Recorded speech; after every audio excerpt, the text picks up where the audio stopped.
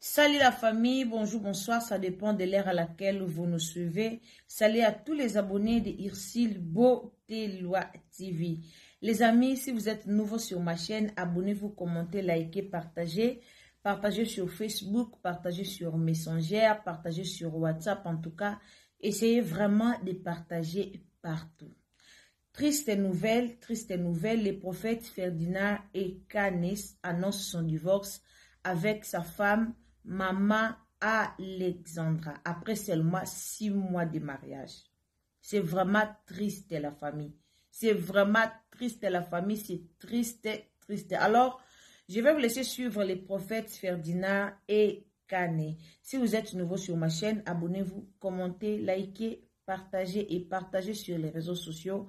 Partagez sur Facebook, partagez sur Messenger, envoyez les liens à vos amis, partagez sur WhatsApp. Essayez vraiment de partager partout. Et si vous êtes nouveau aussi, quand vous abonnez, activez la cloche des notifications. Donc, activez la cloche de notification pour ne pas rater ce qui va se passer ici chez Ursil Beauté-Loi TV.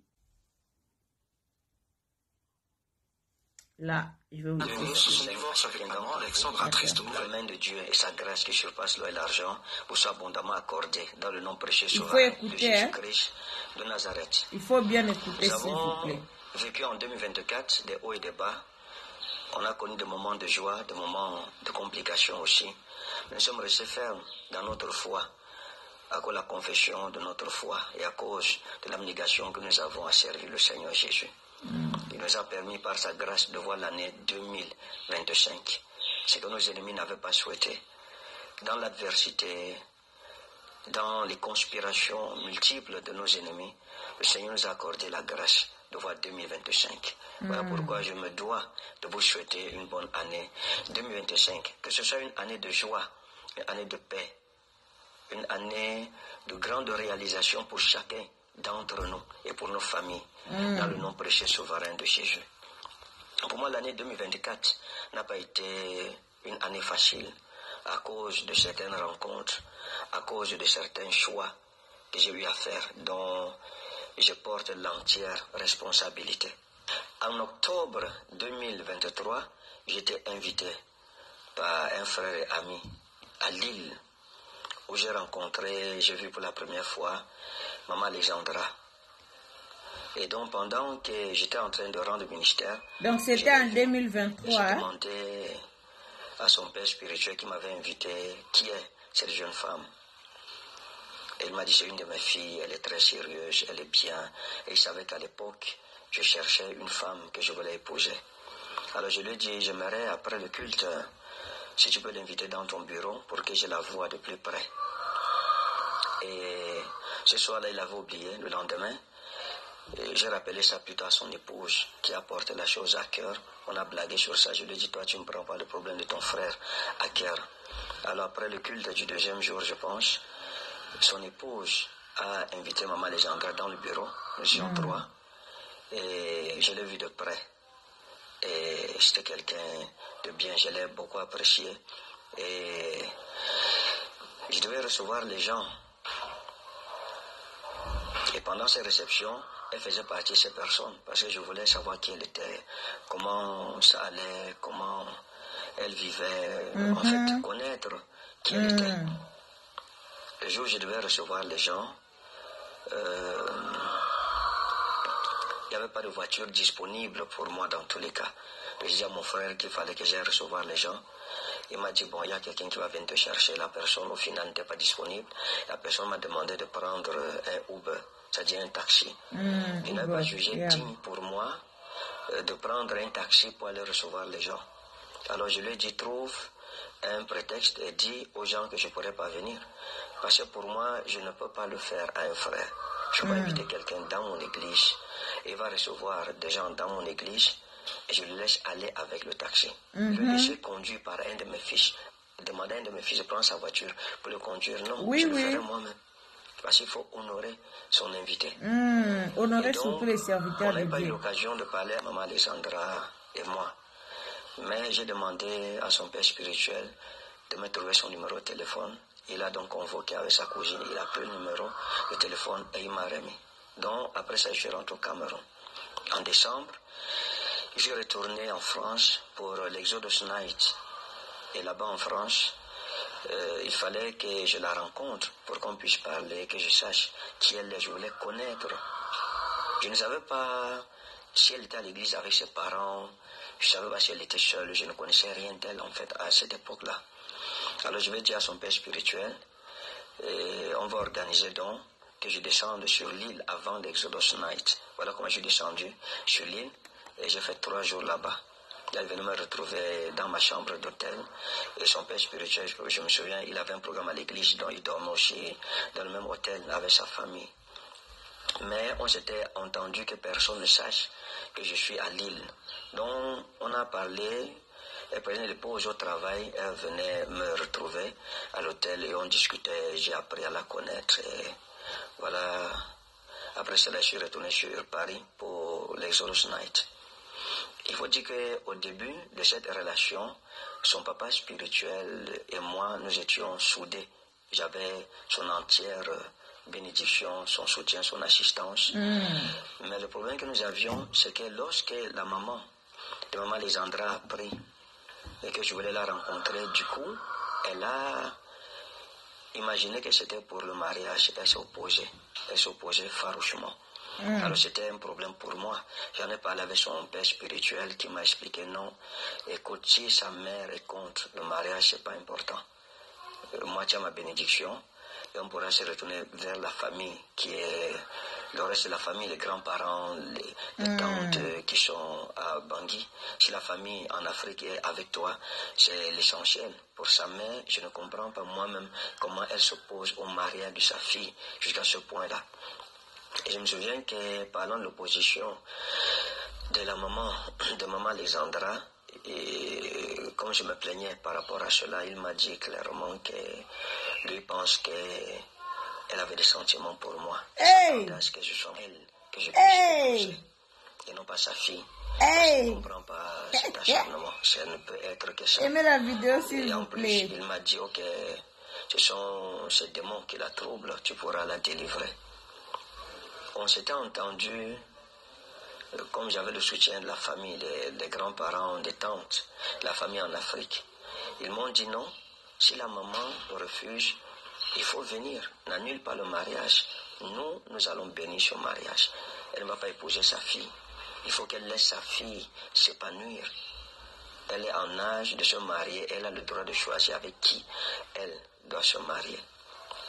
Et donc, il était question que son père spirituel et son épouse et moi, nous voyagions pour l'Afrique. Nous devrions aller faire la dot ensemble. Et le mariage devrait se passer à Lille. Je me souviens qu'à cette époque, il était, je pense, en Angola avec sa famille. Il avait demandé au grand frère de Maman Alexandra, d'essayer de parler à sa petite soeur. Pour la convaincre, pour lui montrer la nécessité de laisser l'enfant se marier. Voilà. Et ça avait mis du temps. Donc j'appelais pour lui demander, est-ce qu'il tient un retour de bienvenue? Et il me disait non. Comme ça a pris presque 1 mois, si je me souviens. Comme ça fait longtemps. Mais ça a mis quand même plusieurs semaines. Et bienvenue n'était pas revenu vers lui. Et il m'a dit que c'est quelqu'un de très hypocrite.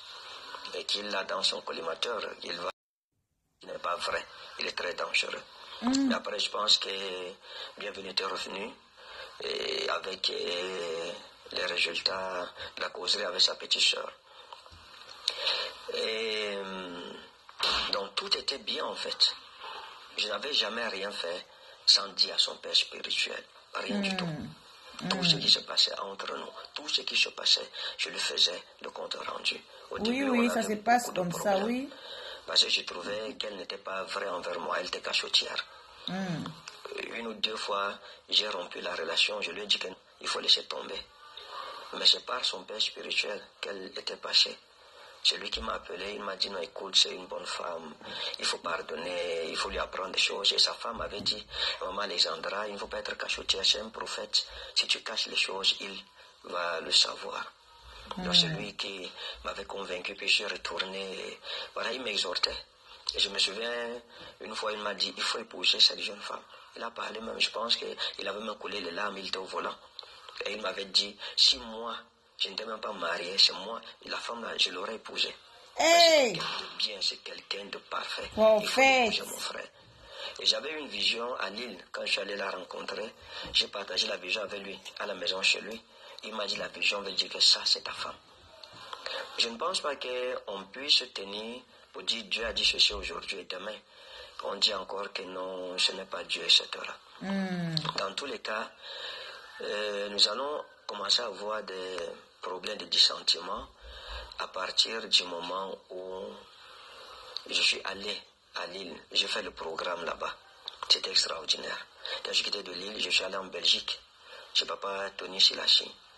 J'ai fait le programme là-bas. Il y a des gens de Lille qui sont quittés pour venir là-bas.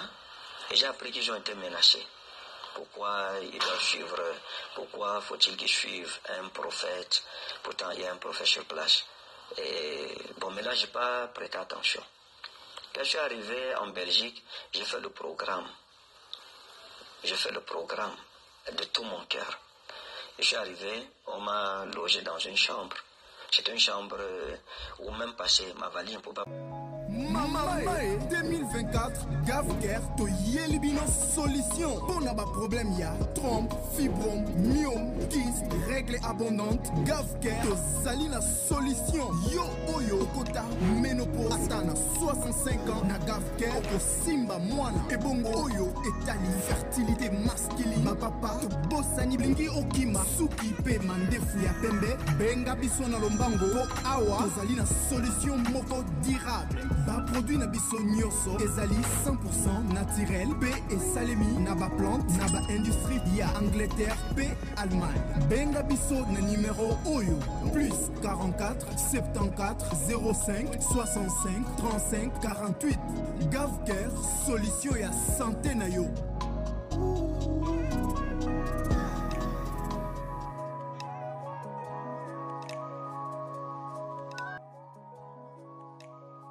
Parce qu'elle était tellement confinée, elle était tellement petite. Alors j'ai payé ma suite. J'ai demandé à l'hôtel, ok, la suite c'est combien? On m'a dit, avec ce qu'ils avaient versé pour la chambre, j'ai payé mon séjour là-bas. J'ai fini de prêcher, on m'a donné l'offrande. J'ai refusé de prendre l'offrande. J'ai dit à papa Tony Silachi, je suis venu pour t'aider. Et non pas pour te demander de l'argent dans tous les cas. Je l'ai fait en toute bonne conscience. Et je dis encore, je ne me suis jamais détourné ni à gauche ni à droite. Je n'ai jamais rien fait, ni dans le dos de son papa spirituel à Lille, ni dans le dos de papa Tony Silachi. J'ai tout fait dans la transparence et dans l'intégrité. Donc, le premier problème que j'aurai va commencer lorsque nous sommes allés à Paris. Je lui ai dit, mon frère, j'ai mes enfants, les brebis du troupeau, du pâturage que le Seigneur m'a confié à Paris. Je vais faire un programme à Paris. Quand je finirai mon programme à Paris, je viendrai donc à ton invitation à Lille. Il m'a dit, d'accord, je viendrai à Paris pour te soutenir. Et j'ai fait l'annonce et mes enfants m'attendaient donc à Paris. Mes enfants qui organisent mes campagnes m'ont appelé pour me dire, papa, mais dans la fiche de votre frère, c'est lui qui vous invite plutôt à Paris. Et moi, je n'avais pas remarqué ces affiches que j'avais publiées sur ma page. Et quand j'ai regardé, je me suis rendu compte que oui, en fait, il avait mis orateur invité pour faire Ferdinand Kane. Donc, je l'ai appelé. Et puis, mes enfants m'ont dit aussi que ces enfants l'ont appelé ces enfants ont appelé mon équipe pour dire à mon équipe que les offrandes, ce sont eux qui devraient gérer les offrandes. Donc mes enfants devaient payer, ils allaient départager les offrandes. Où il y a mon nom, on me donnerait, où il y a le nom de leur père, et ils lui remettraient. Aimez la vidéo s'il vous plaît. Donc je l'ai appelé et je lui ai dit, écoute, je t'ai dit que le programme de Paris, c'est moi qui l'organise en fait. Donc si tu viens me soutenir et moi je viendrai à ton église à Lille.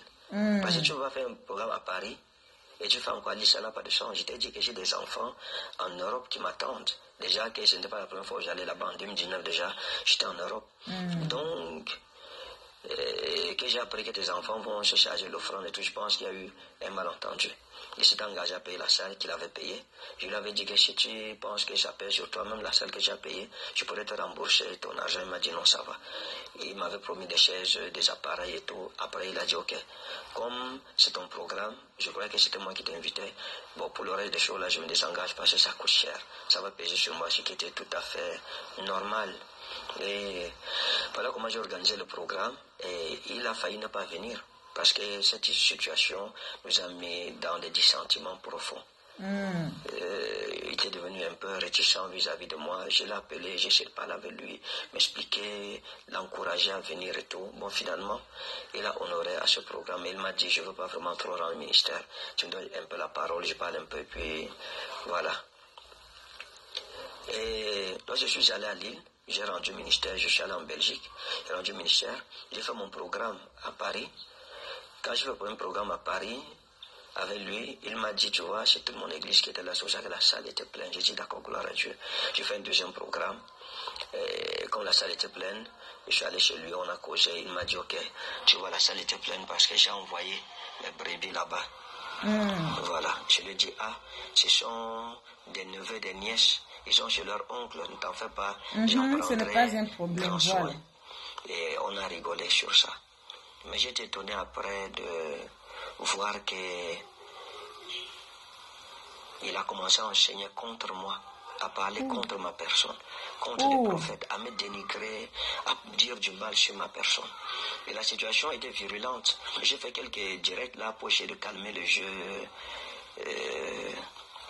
pour nous éviter des serviteurs de Dieu.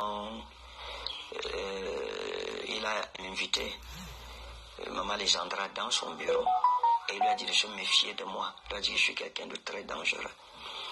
Et il y a une histoire que je lui avais racontée par rapport à une jeune dame que j'avais connue avant Maman Alexandra, sur qui j'avais des vues. Je me disais, ok, ça pouvait aller. Et il a raconté à Maman Alexandra que, ok, il y a une telle fille comme ça, voilà ce qui se passe avec lui et tout. Or, c'était un secret que je lui confiais. Quand elle m'a rapporté cela, heureusement que j'avais tout dit à Maman Alexandra, elle connaissait tout. Donc c'est une histoire qu'elle n'apprenait pas de lui. J'avais pris soin de lui parler de toutes mes rencontres, mes aventures et toutes ces choses-là. Donc il a dit de se méfier de moi, de faire attention parce que je ne suis pas une bonne personne. Et quand elle m'a répété cela, je lui ai fait un message. Et je lui ai dit, mon frère, je ne suis pas content. On peut causer entre parents. Et tu prends notre causerie, tu parles à dire à ta fille, et que tu sais sur qui j'ai des vues, que tu m'as présenté comme une bonne personne au début. Et donc, on a eu le problème à cause du succès à Paris. Il paraît que les gens... Les serviteurs de Dieu, c'est seulement comme ça. Si les gens quittent mon église pour aller ailleurs, jalousie.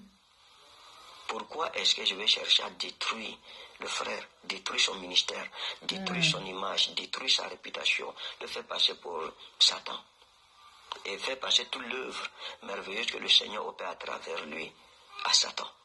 J'ai mes frères ici, je vois mes brebis aller là-bas, je n'ai aucun problème. Je les croise partout, on m'invite, je me rends compte que même parmi les leaders, il y a des gens qui étaient chez moi qui sont partis. Mais je bénis le Seigneur pourvu qu'il ne rétrograde pas. Mais je n'ai jamais compris cette haine, cet acharnement méchant envers la personne que je suis. Je n'ai jamais compris cela. Donc, le deuxième problème que j'aurais avec lui, c'est par rapport au mariage. Je suis en train de causer un jour et il m'a expliqué que quand je vais célébrer ton mariage, ça sera bien. Je lui ai dit non. Tu ne peux pas célébrer mon mariage. Non. Tu es mon frère. Mon mariage sera célébré par mon père spirituel. Donc je vais lui payer un billet d'avion, il viendra à Lille. Et c'est là que nous allons faire le mariage. Et à l'époque, je lui avais même demandé que comment est-ce qu'on va célébrer le mariage qui s'oppose farouchement. Est-ce qu'elle ne va pas venir faire les bruits à l'église? Il m'a dit non, t'en fais pas, on va maîtriser ça, c'est rien. On va gérer ça. Donc il voulait célébrer le mariage. Quand il me l'a dit, je lui ai dit non. C'est impossible que tu célèbres mon mariage. Parce que tu peux même bénir. Tu es mon collègue. Il faut que ce soit mon père spirituel qui me bénisse, qui bénisse mon mariage. Et là, c'est là qu'il m'a dit, ok, dans ce cas, je ne peux plus m'engager dans cette histoire de mariage. Or, il m'avait dit lui-même que sa valise était déjà prête, sa veste était déjà préparée, tous les vêtements, lui et sa femme, pour le voyage en Centrafrique, pour la dot. On devrait aller faire la dot là-bas. Et nous devions retourner en France pour faire le mariage. Et on avait même réfléchi sur comment la transcription devrait se faire. Mais quand j'ai dit que non, il ne peut pas célébrer mon mariage, là, on est devenus des ennemis. Il m'a considéré comme un ennemi à abattre. Il a commencé à parler contre moi, à décourager maman Alexandra, lui disant des choses sur moi qui n'étaient pas bonnes. Et c'est là que j'ai commencé à apprendre qu'il a raconté des choses sur moi. On convoquait les leaders à Lille pour leur dire que moi, quand je viens en France, je draguais les femmes à gauche, à droite. Et que certainement je couchais avec les femmes là-bas à Paris. Et je ne suis pas sérieux. Je suis un homme de Dieu qui n'est pas ce qu'il représente. Je couche avec les femmes à gauche, à droite.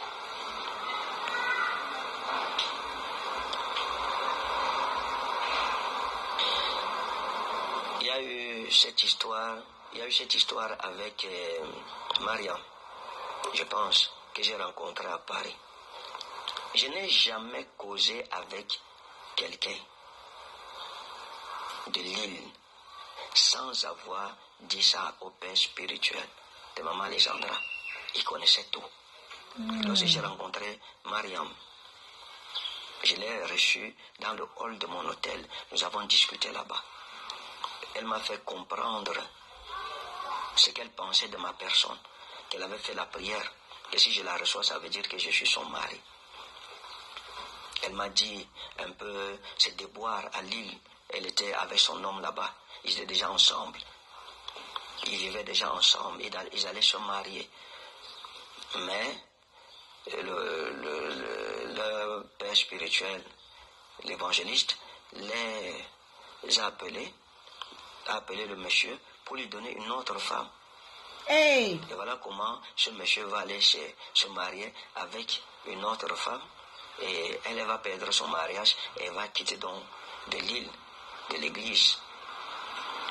Et j'avais même plaisanté en lui disant, donc Dieu t'a montré d'abord ton mari, maintenant tu dis que Dieu dit encore que c'est moi, on a arraché le premier, donc moi je suis la roue de secours. Et il m'avait dit que non, comment tu peux dire ça, ça me blesse. Quand je l'ai rencontré, je me souviens, un jour elle m'a dit, ok, j'ai parlé à ma mère. Je lui ai dit que j'ai trouvé mon homme, j'ai trouvé mon roi. Je lui avais dit que tu ne peux pas dire à ta mère que tu as trouvé ton homme. Sans que toi et moi, on ait parlé qu'on va se marier. Je n'ai jamais donné une promesse de mariage, jamais. Je ne lui avais jamais promis le mariage, je n'avais jamais dit, ok, je viens de t'épouser telle date. Et c'est pas comme si on était en relation, on s'est vu une seule fois. Et ce qui s'est passé avec Mariam, je lui ai raconté ça. Je lui ai dit, voici, tu connais telle personne, parce qu'elle m'a dit qu'elle était à Lille, alors je l'ai appelé directement, je lui ai dit, tu connais telle personne, oui, j'ai parlé, ok, je l'ai rencontré, on a discuté sur telle ou telle chose. Et il m'a dit, il faut faire attention, c'est une sirène. Elle là, c'est une sirène. C'est les femmes des îles, elles sont très dangereuses. Quand elle dort dans la baignoire, elle entre dans la baignoire, elle plonge dans l'eau, elle peut faire des heures et des heures. Ce sont ces enfants qui viennent la toucher pour qu'elle sorte, elle part loin dans le monde des eaux. Il faut faire attention. Il connaissait ce qui se passe avec Mariam. La même chose, j'ai entendu parler de la dame monégasque qui est venue, je l'ai reçue dans le salon de ma suite. Et tous mes rendez-vous étaient arrangés par mes équipes. Je n'ai jamais reçu quelqu'un là-bas sans que mon équipe et Angéline, la directrice de campagne, ne organisait, ne sache qu'il y a telle chose, à telle heure, je reçois telle personne. Je l'ai reçu dans mon salon. On a discuté. Elle m'a aussi fait parler, elle m'a partagé son point de vue sur ma personne. Qu'elle aurait souhaité être mon épouse et tout. Je lui ai dit, qu'est-ce que vous avez la carrure pour être la femme d'un homme de Dieu? Elle m'a dit, oui et tout. Ce n'est pas aller loin. C'est pas aller loin plus que ça. À la fin, elle m'a dit, est-ce que vous pouvez prier pour que Dieu me donne un mari, un bon mari? Je lui ai dit, d'accord. On s'est arrêté là. Je l'ai rencontré une seule fois. Je n'ai jamais fait de proposition indécente à l'une d'elles. Je n'ai jamais dit, ok, je viens à l'hôtel, viens me retrouver, qu'on dorme ensemble. Je n'ai jamais fait ça. Je n'ai jamais dit à l'une d'elles, ok, je viens chez toi, je viens passer des nuits chez toi. Je n'ai jamais fait ça. Je les ai rencontrés une seule fois. Que Dieu soit juge dans cette histoire. Alors lorsqu'on me dit qu'on veut faire me passer pour le don Juan, l'homme qui n'est pas sérieux, que j'étais avec Maman Alexandra et je causais avec d'autres femmes, je n'avais aucun engagement avec Maman Alexandra à cette époque. Aucun engagement. Au contraire, nous avions de sérieux problèmes. C'est son papa spirituel et sa maman qui m'exhortait que non, il faut la comprendre, il faut pardonner, il faut l'éduquer et tout ça. Je n'avais aucun engagement. J'étais célibataire. J'étais libre de causer avec qui je voulais. Dans des normes de ce que la Bible m'accordait comme liberté.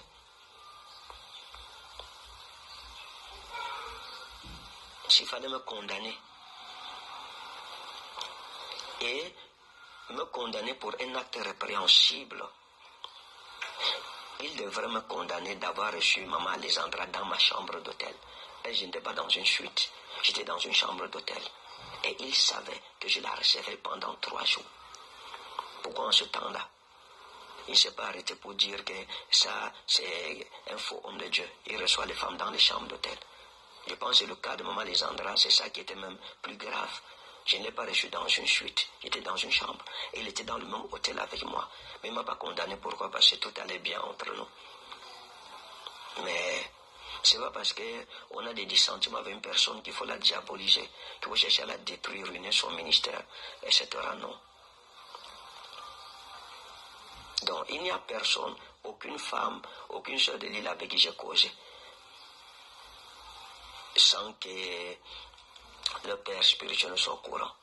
Je lui avais parlé de la monégasque, je lui ai parlé d'elle. Je lui ai envoyé la photo de la dame. Qui disait, tu la connais? Il m'a dit oui.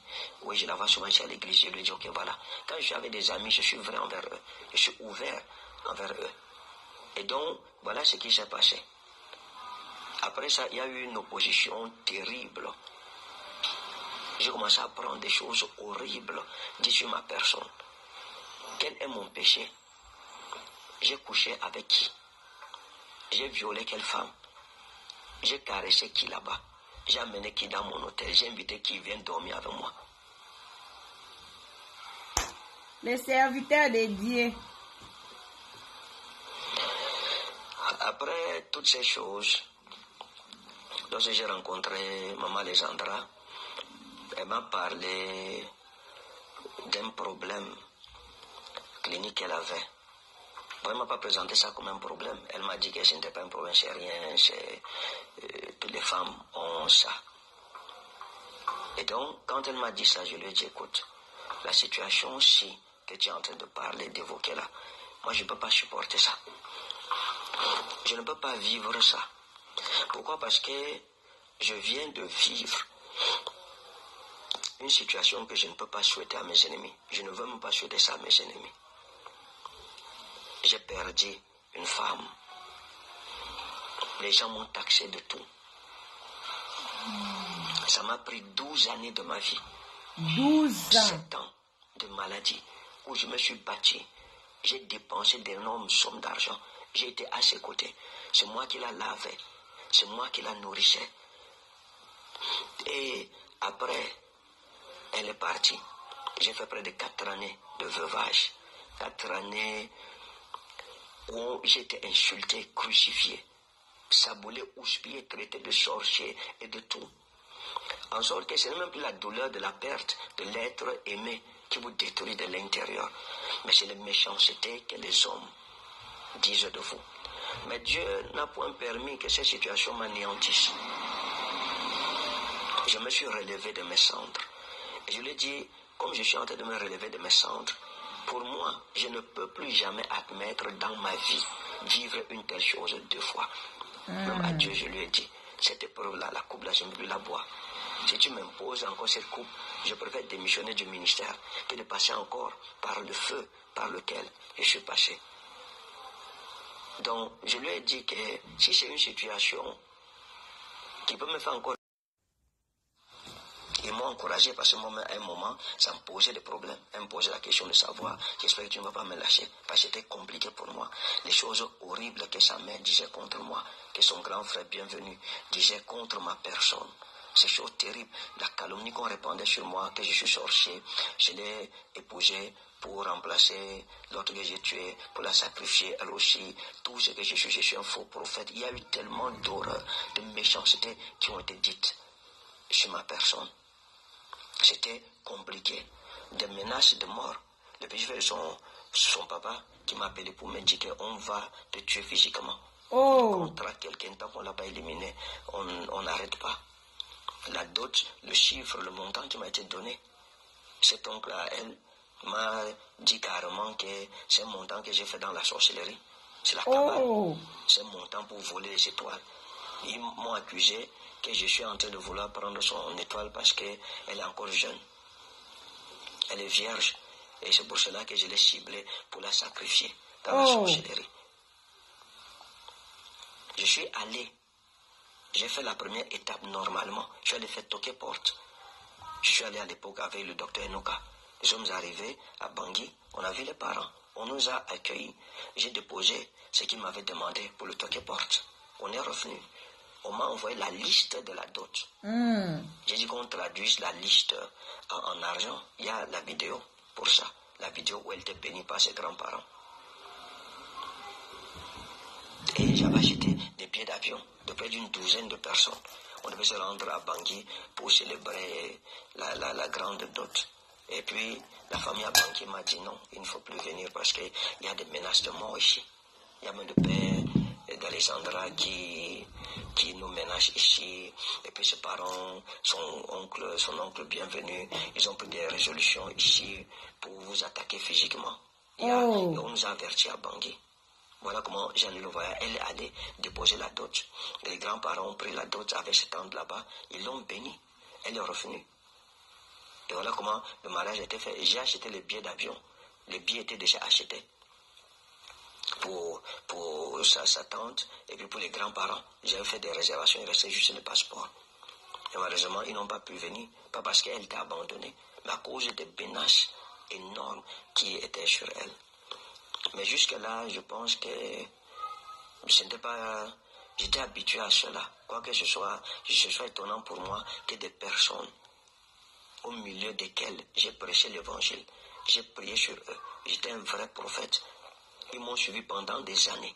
J'étais un vrai prophète. Mais parce qu'on ne s'est pas entendu sur un point, sur le mariage, on m'a traité comme un brigand. Comme si j'avais tué quelqu'un, comme si c'était un assassinat. Je n'ai rien fait de moi-même. J'étais orienté, encouragé, soutenu par les grands-parents et par la famille à Bangui. Je l'ai fait, j'ai reçu la bénédiction. Ils m'ont dit, c'est notre fils, c'est nous qui l'avons accouché. Nous, on prend la dot. Ils ont pris la dot. En quoi suis-je coupable? Pourquoi? Aujourd'hui, je cherche à détruire mon ministère. Donc j'ai été combattu, il y a eu une volonté manifeste à en finir avec moi, à en découdre avec moi, à détruire mon ministère et même à faire que je n'aille plus en Europe. On a commencé à m'accuser que je l'ai épousée pour la vendre dans la sorcellerie, pour la tuer comme j'ai tué la maman de Djemima. Est-ce qu'on peut dire des choses comme ça à un être humain? Est-ce que c'est gentil pour quelqu'un avec qui vous étiez bien, que vous honoriez, parce que vous n'êtes pas d'accord sur un point? Il faut le salir à tout prix. Dire que tout ce que je fais, c'est la sorcellerie. Je suis un charlatan. Je suis un sorcier. Mon argent, c'est sale. insulter les grands-parents Bangui. Ils ont pris l'argent parce qu'ils sont pauvres. Aller jusqu'à écrire aux institutions françaises, porter plainte contre moi, mes amis. Voici un document que la maman de maman Alessandra a écrit. Oh! À l'ambassade de France au Cameroun, il y a une autre institution là-bas en France contre ma personne.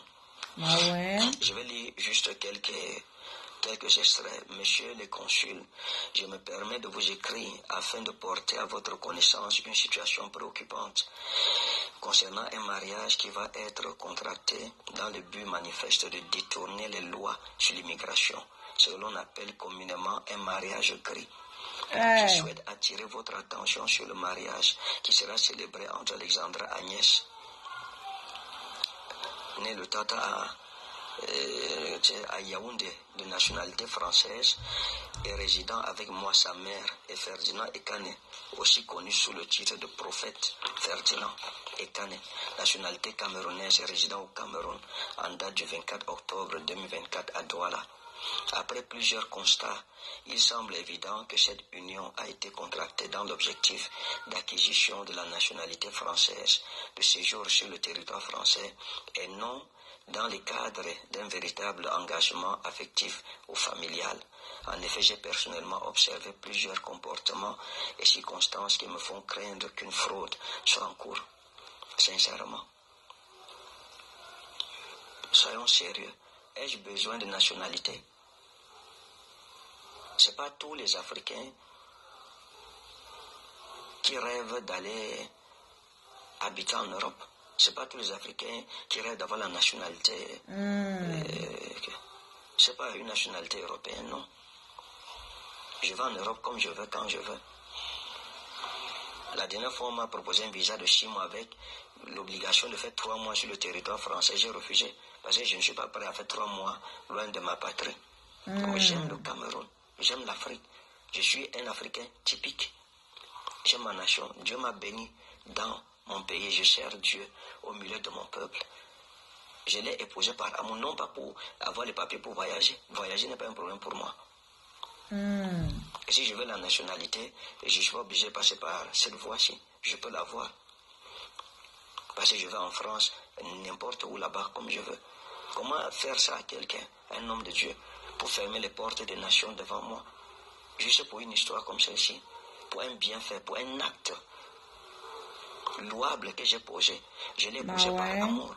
Je l'ai honoré. Je l'ai honoré comme un homme doit honorer sa femme.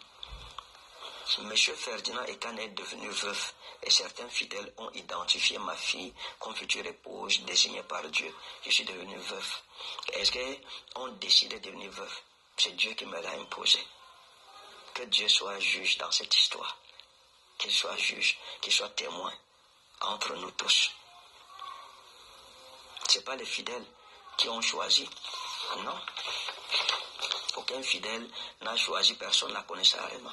C'est un mensonge devant les autorités, contre un homme de Dieu. Comment, à cause d'une histoire comme celle-ci, pouvez-vous attaquer à l'église du Dieu vivant? Pourquoi tu n'as pas choisi aussi dans ton église, papa? Attribuer ce que Dieu a fait. Je ne veux pas me fâcher. C'est juste triste et lamentable, ce genre de comportement. Allez écrire aux institutions françaises. Je tiens à souligner que mon intention en vous adressant cette lettre est de contribuer à la préservation de l'intégrité des institutions françaises et de m'assurer que les lois en matière d'immigration soient respectées. Si besoin, je suis prête à fournir des informations supplémentaires ou à témoigner. Je vais également faire un signalement à la mission interministérielle de vigilance et de lutte contre les dérives sectaires en relatant ce que nous y avons vécu. Elle me traite de sectaire. Elle traite l'Église de secte pernicieuse, le christianisme de secte pernicieuse. Et elle va porter plainte contre moi dans une institution pour dire que je suis sectaire. Pourquoi? Pour que le ministère soit banni de l'Europe. Et quand elle dit clairement dans sa note. Je vais également faire un signalement à la mission interministérielle de vigilance et de lutte contre les dérives sectaires en relatant ce que nous y avons vécu. Qu'elle dit nous, elle-même son pasteur dedans, son pasteur de l'île. Qu'elle dit pour dire les choses. La santé n'a pas de prix, la santé n'a pas de prix, c'est pour cela nous vous recommandons l'eau potable Achille Aqua. Déjà à Kinshasa, tous les 24 communes, Achille Aqua, l'eau potable est là. Les abonnés de la chaîne YouTube Ixile Botelwa, nous vous recommandons l'eau potable Maya Peto, Maya Kimia, Maya Bangelou. Senga Achille Aqua, partout où vous êtes, le numéro est là. Écrivez-nous, appelez-nous, contactez-nous. Nous sommes là et la livraison à domicile, ça s'est fait avec beaucoup de sécurité. Achille Aqua, Maya Kimia, Yapeto.